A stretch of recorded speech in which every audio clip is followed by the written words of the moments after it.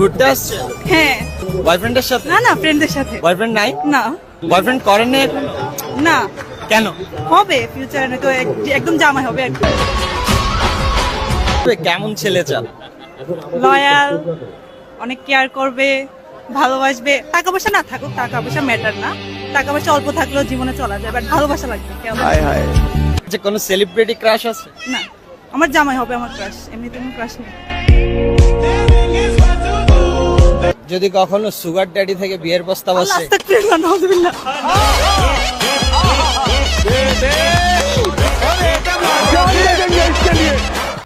তো বন্ধুরা, নিঃসন্দেহে এই কথাটা বলা যায়, এই যুগে এরকম মাইন্ডের মেয়ে পাওয়া আসলে ভাগ্যের ব্যাপার। কার কার এরকম গার্লফ্রেন্ডের বউ আছে তারা অবশ্যই কমেন্ট করে জানিয়ে যাবেন। করে দিচ্ছি। তো তুমি যখন হাসছো, তো সেই হাসিটা নিয়ে যেহেতু এই এখানে আমি বলতে চাই যে আমার পাশে আমাদের আর একজন অ্যাসোসিয়েটস ওখানে দাঁড়িয়ে ছিল। হ্যাঁ, আমার পাশে শুধু আমি ছিলাম না, আমার পাশে আমাদের আরেকজন অ্যাসোসিয়েট ছিল, সেও হাসছে এবং আপনারা দেখেননি তার দিকে। দ্যাটস ভেরি ডিসক্রিমিনেশনের অন্য সবার লেভেলে। আপনারা একটা লোক যেও সুন্দর করে হাসলো তার দিকে আপনারা না তাকায় সবাই আপনারা খুবই ডিসক্রিমিনেট করেন। আর একটা লোক হাসলো ওটা না দেখে আপনারা শুধু আমার হাসিটাই দেখেছেন।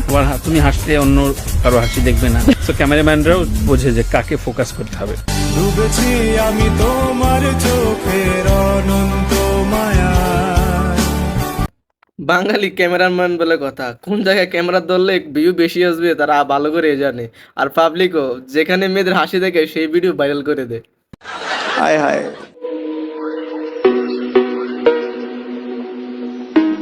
সাকিব আল হাসান আমাদের একজন নামি দামি ক্রিকেটার, যার জন্য আমরা গর্ববোধ করি। উনি আমি সেদিন যেদিন সে আমারে মারতে আসছিল, আমি কাউরে বলি নাই। আমি মনে করছি থাকুক, আল্লাহর কাছে বিচার দিছি যে এই ধরনের বাংলাদেশ ক্যাপ্টেন্সি পর্যন্ত ক্রিকেটের ক্যাপ্টেন হিসাবেও সে মনে করলাম যে এই ধরনের মানুষ যদি বেয়াদব হয় তাহলে তারপরে আর বিচার দেওয়ার জায়গা থাকে না। আজকে আমার মনে হয়েছে দুই এক কথা বলা দরকার। তাকে যারা ফলো করেন, তার যারা ফ্যান, তাদেরকে একটা অনুরোধ করব, তাদেরকে বলেন যে দিনে 8-10 ঘন্টা ক্রিকেটের পিছনে সময় দিয়ে ভালো ক্রিকেটার হওয়ার সাথে 1 ঘন্টা সময় দিক, যে ভালো মানুষ হোক। মানুষ না হইলে এই ধরনের মানুষের বাংলাদেশে প্রয়োজন পড়ে না। Barrister সুমনিন fire. সাকিব ভাই মনে মনে বসে বসে ভাবতেছি, আজকে সংসদ থেকে বাইচে গেলি, তা না হলে বেটা তো আমার হাত থেকে কে বাঁচাইতে পারে।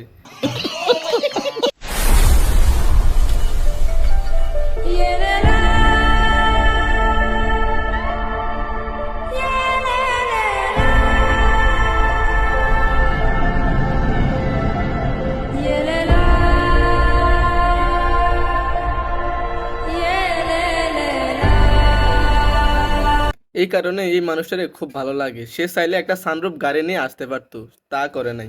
যদি বাংলাদেশে প্রত্যেকটা থানার এমপি যদি এরকম হতো না, তাহলে বাংলাদেশ আজকে এই অবস্থা যেত না, আরো ভালো উন্নতি করতে পারতো। আন্তরিকভাবে ধন্যবাদ জানাই। এইখানে সুন্দর সুন্দর লেডিসরা এসেছেন এবং তাদেরকেও ধন্যবাদ জানাই।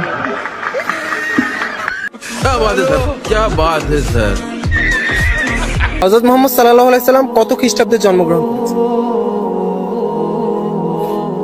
মনে নেই, পেটে আসছে। আমাদের নবীজির নাম কি? শেষ নবীর নাম কি? শেষ নবীর নাম? আমাদের নবীজির নাম কি? সরি, মাত্র বলছি, ভুলে গেছি। কতটা লজ্জাহীন হলে একটা মানুষ তার নবীর নাম জানে না, তারপরও সে হাসতেছে। আসলে এটা আছে না, মুসলিম পরিবারে জন্মগ্রহণ করছে, তাই বিদা তাদের নামের পিছনে একটা মুসলিম নাম বসিয়েছে। এছাড়া এরা কিছুই না।